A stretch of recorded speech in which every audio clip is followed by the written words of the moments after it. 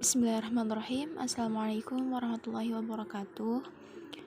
Kami dari kelompok 3 yang beranggotakan Muhammad Fatul Ilmi Al-Hanif, Hasna Hanifa Amalia Rahma, dan Pujianti akan mempresentasikan atau menjelaskan materi tentang motivasi. Menurut KBBI, motivasi adalah dorongan yang timbul pada diri seseorang secara sadar atau tidak untuk melakukan suatu tindakan dengan tujuan tertentu. Banyak istilah yang digunakan untuk mengartikan motivasi antara lain kebutuhan, desakan, keinginan, atau dorongan.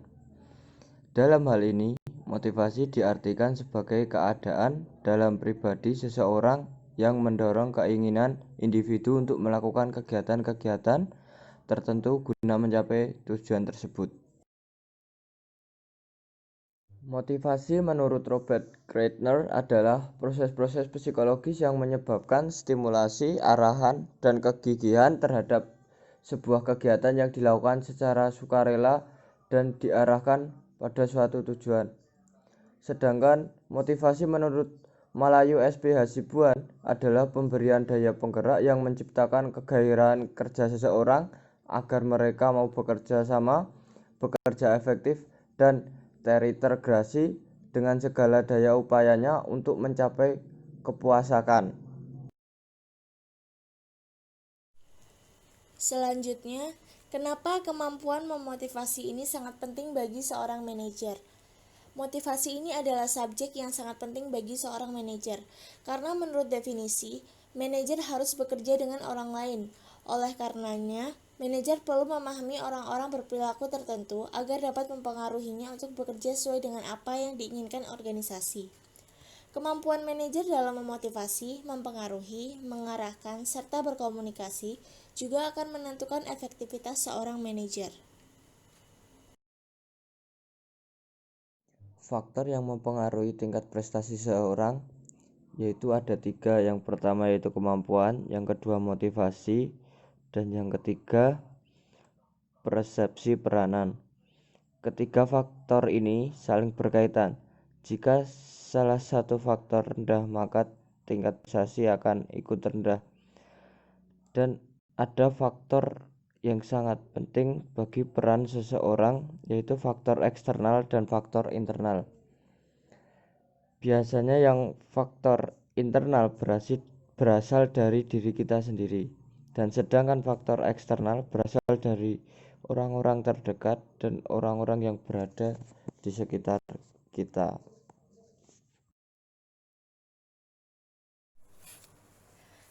Selanjutnya adalah pandangan-pandangan tentang motivasi dalam organisasi. Yang pertama, model tradisional.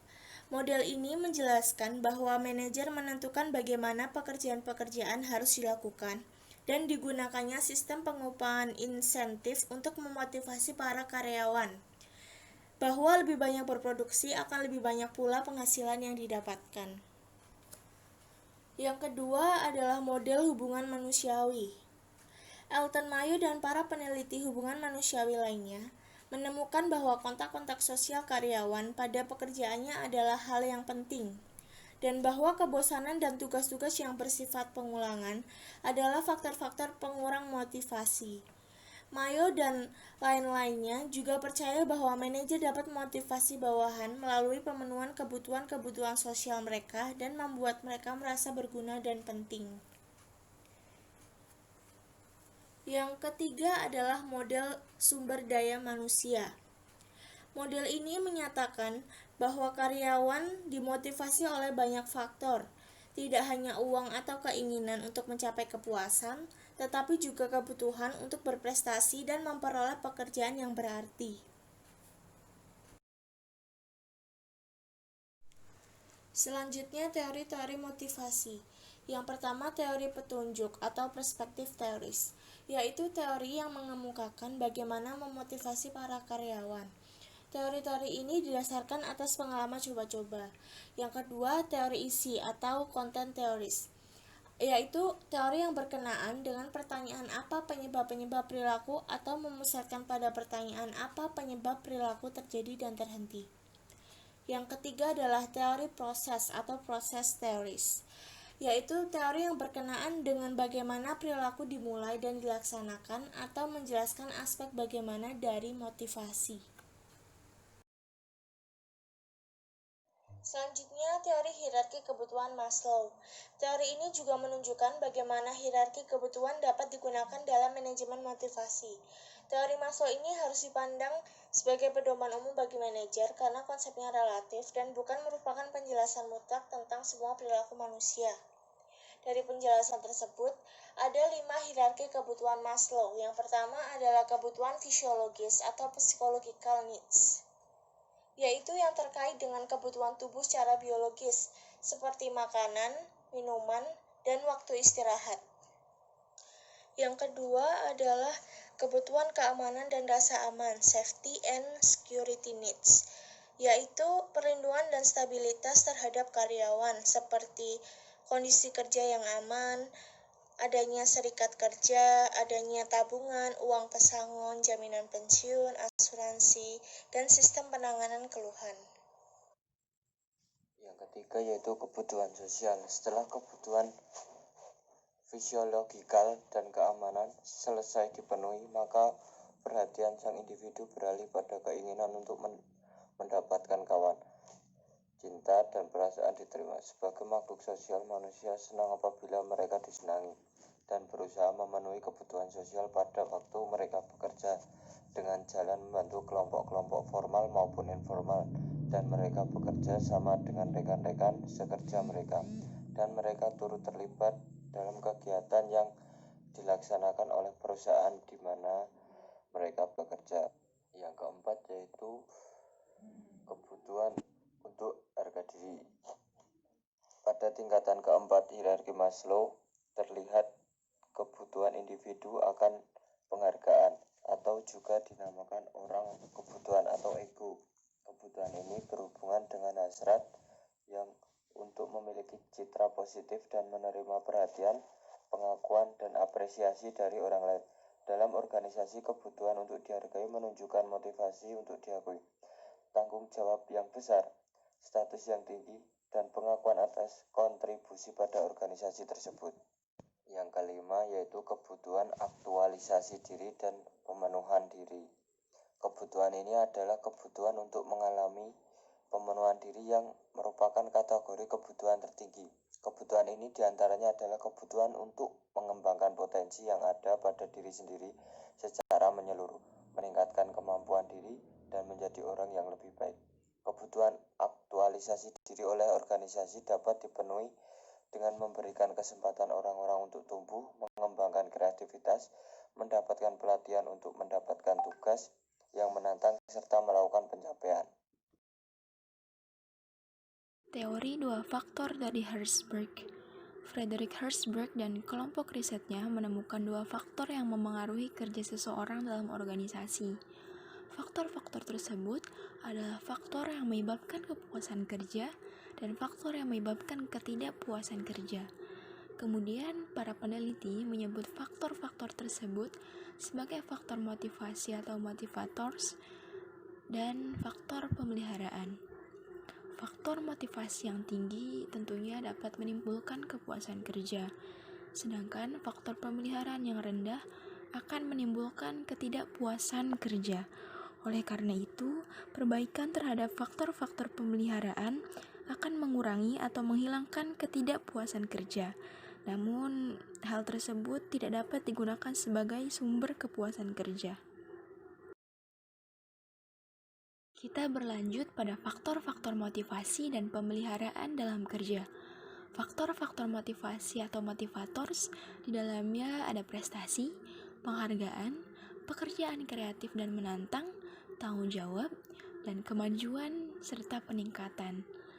Selanjutnya ada faktor-faktor pemeliharaan. Di antaranya ada kebijakan dan administrasi perusahaan, kualitas pengendalian teknik, kondisi kerja, hubungan kerja, status pekerjaan, keamanan kerja, kehidupan pribadi, dan yang terakhir ada penggajian. Sebenarnya secara ringkas, penemuan penting dari penelitian Herzberg dan kawan-kawannya ini menyebutkan bahwa manajer perlu memahami faktor-faktor apa saja yang dapat digunakan untuk memotivasi para karyawannya. Faktor-faktor pemeliharaan sebagai faktor negatif dapat mengurangi dan menghilangkan ketidakpuasan kerja dan menghindarkan masalah. Tetapi faktor pemeliharaan ini tidak dapat digunakan untuk memotivasi bawahan. Hal itu disebabkan hanya faktor-faktor positiflah atau faktor motivators yang dapat memotivasi para karyawan untuk melaksanakan keinginan para manajer. Perbandingan antara teori hierarki dan teori motivasi. Yang pertama yaitu faktor-faktor motivasional, yang dari teori hierarki, akulturalisasi diri atau pemenuhan diri dan penghargaan. Sedangkan dari teori motivasi itu pekerjaan yang kreatif dan menantang, prestasi, penghargaan, tanggung jawab, dan kemungkinan meningkat atau kemajuan. Sedangkan yang faktor-faktor pemeliharaan, yang pertama yaitu dari teori hierarki yaitu penghargaan sosial, yang kedua psikologis. Sedangkan yang teori motivasi yaitu status hubungan antar pribadi dengan atasan atau bawahan dan rekan sejawat. Yang kedua, pengawasan kebijakan dan administrasi perusahaan, keamanan kerja dan kondisi kerja. Yang ketiga, pengupahan dan kehidupan pribadi. Inti dari teori hierarki kebutuhan Maslow yaitu setiap manusia pasti tak lepas dari kebutuhannya, terutama yang bersifat dasar, sebab kebutuhan setiap individu manusia berkaitan erat dan berpengaruh terhadap kelangsungan hidupnya. Sedangkan yang teori motivasi itu bahwa manajer perlu memahami faktor-faktor apa yang dapat digunakan untuk memotivasi para karyawan.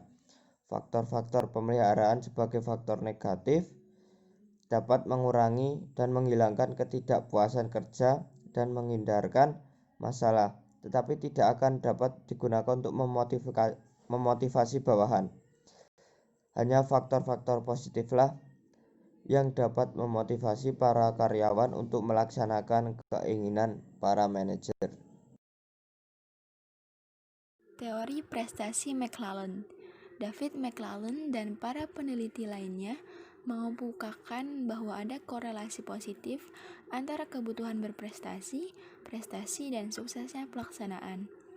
Seorang pengusaha tidak semata-mata hanya ingin mencapai keuntungan demi keuntungan itu sendiri, tetapi ia memiliki tujuan lain. Apa itu tujuannya? Yaitu dia memiliki keinginan atau tujuan untuk berprestasi. McClelland juga menyebutkan karakteristik orang yang memiliki orientasi pada prestasi.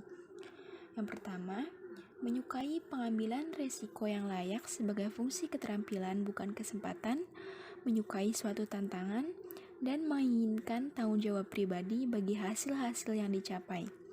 Yang kedua, mempunyai kecenderungan untuk menetapkan tujuan-tujuan prestasi yang layak dan menghadapi resiko yang sudah diperhitungkan. Yang ketiga, mempunyai kebutuhan yang kuat akan umpan balik tentang apa yang telah dikerjakannya. Dan yang terakhir, mempunyai keterampilan dalam perencanaan jangka panjang dan memiliki kemampuan organisasional.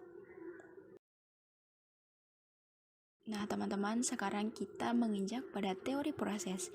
Dalam teori proses ini kita bakal membahas 4 teori. Yang pertama ada teori pengharapan, yang kedua ada teori pembentukan perilaku, yang ketiga ada teori Porter-Lauder, dan yang terakhir ada teori keadilan.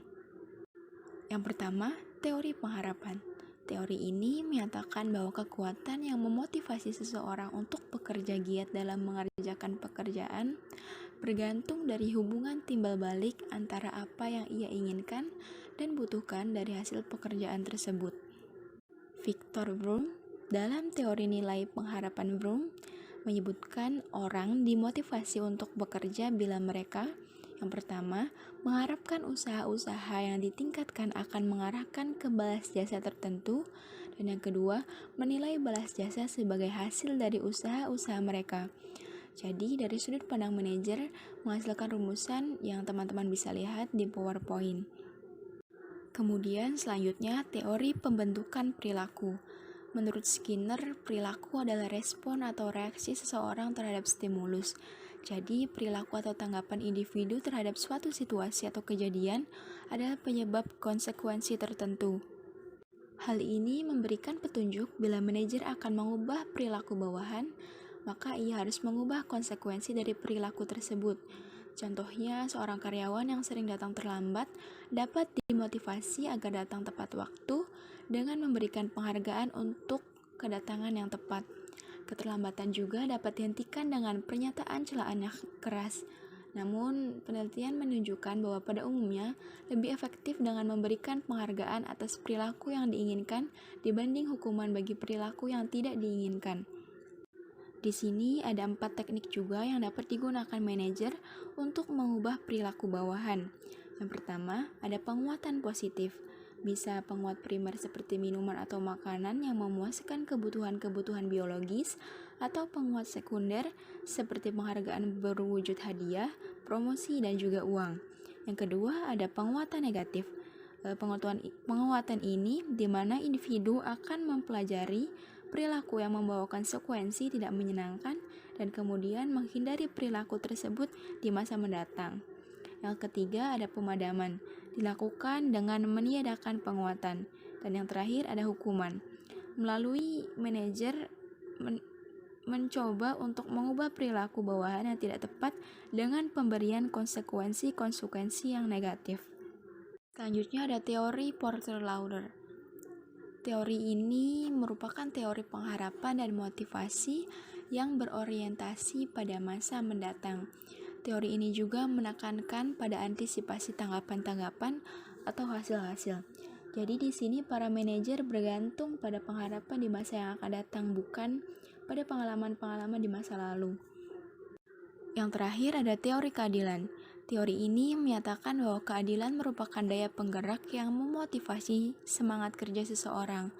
Teori ini didasarkan pada asumsi bahwa individu yang bekerja dalam rangka memperoleh imbalan dimotivasi oleh suatu keinginan untuk diperlakukan adil dalam pekerjaan. Sebelumnya, teman-teman bisa sambil memperhatikan skema atau bagian yang tertera pada PowerPoint.